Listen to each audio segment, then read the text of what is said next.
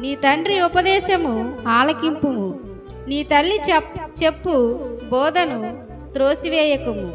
అవి నీ తలకు సొగసైన మాలికయు నీ కంఠమునకు హారములనే యుండును.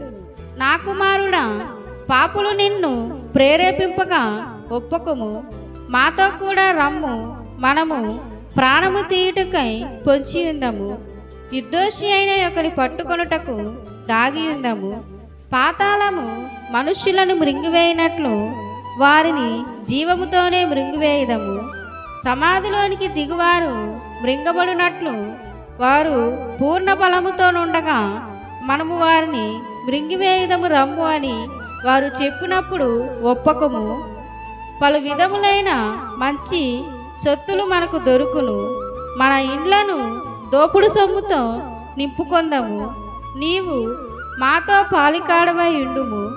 మనందరికీ సంచి ఒక్కటే ఉండునని వారు నీతో చెప్పుదురు. నా కుమారుడా, నీవు వారి మార్గమున పోకుము.